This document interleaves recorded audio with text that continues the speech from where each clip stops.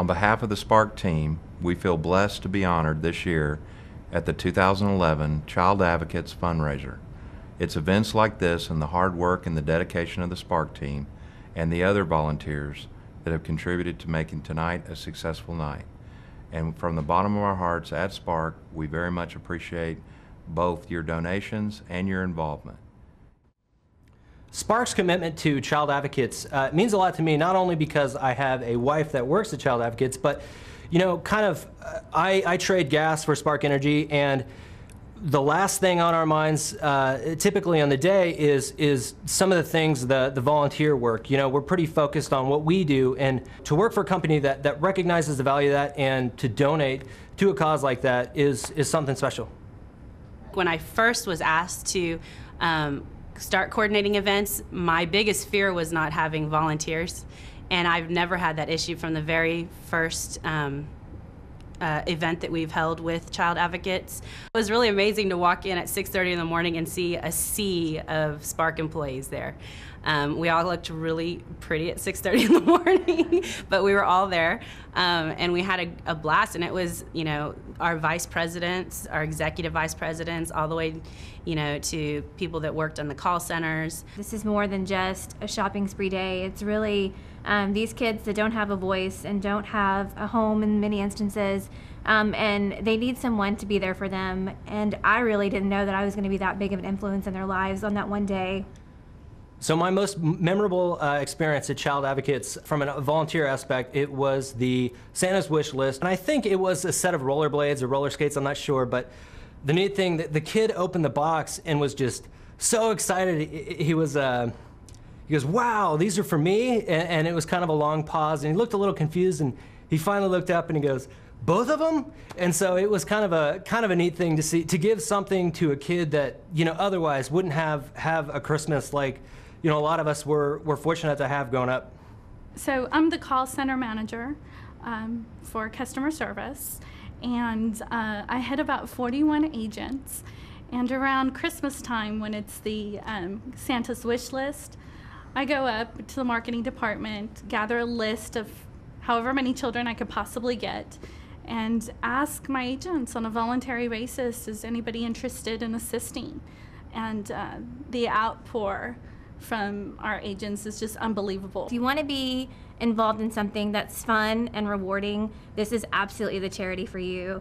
These kids didn't choose situations that they're in. They didn't wake up one day and choose to be abused and not have a voice. But like many of us adults, we choose the situations that we're in, and these kids didn't. So if you want to make a difference in the life of a kid that otherwise wouldn't have an opportunity, this is a charity for you.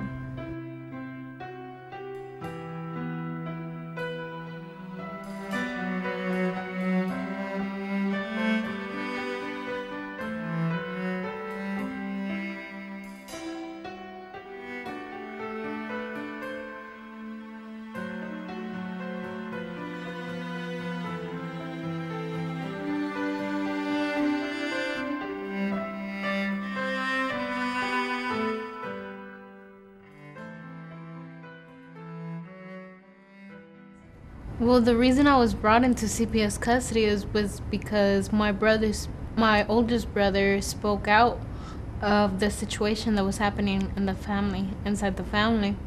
My father was making us do hard labor, and he would molest the girls. And he also molested my oldest sister, but she ran away at 16. We had to go to where CPS was located, like, for a few weeks, and they would talk to us. They had a little psychologist or psychiatrist, and they would make us talk about what was going on. At that time, I didn't feel comfortable because we were meant to be silent since we were born. So it was kind of awkward. I've never spoken about my childhood to any stranger, and to me, CPS was a stranger. The first time that I met Ava and her siblings was very difficult. There were a lot of emotions running very high in the house. They had been removed from their home pretty recently and placed with their sister. There was a lot of fear, a lot of things were up in the air for them, and they had already gone through 2 caseworkers actually before we got them. They didn't have a caseworker at the time that we got them. They were in between, and so nothing was certain for them. They were really suspicious and shy and scared. But at the same time, I did see something which really gave me a lot of hope. I saw relief in their eyes because they weren't in that horrible place anymore. I'm very appreciative with my sister because if it wasn't for her, I would still be living in hell, basically. And my little sister would have been next, but thanks to her, she gave me a roof, food, clothes, and love, something I didn't have before. Kind of sad because I had to move to a new school, make other friends, but sad. Oh, happy. Happy that I wasn't gonna have to go through what I was going through anymore.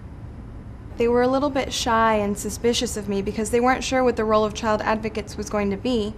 Then we explained to them that we make a promise to stay with the case throughout the entire case, so we'll be there for them if they ever need anything. And after a while, they really began to trust us and to lean on me for support. I'm not used to speaking to strangers, but they became like sisters to me. They became like best friends. One of my happiest moments in this case was during Christmas time when we took the kids the gifts from the Santa's Wish List program, where the kids actually get to ask for the gifts that they want for Christmas. A couple of weeks after I delivered the presents, I went back to the house to talk to the kids, and in my one-on-one session with Ava, I asked her how she liked her presents, and she said, "Patricia, this year I didn't have to make up my presents to tell the other kids. This year I got real presents."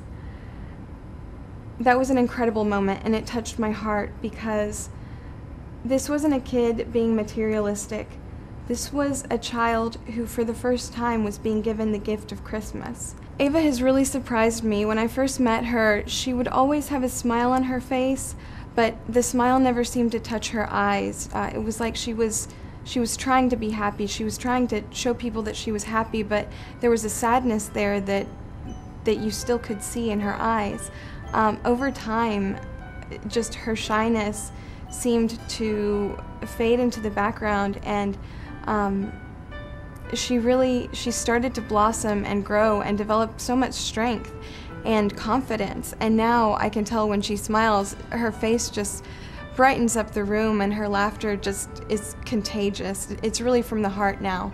Yes, I believe child advocates really helps out children. It helps them not feel abandoned at their worst moments.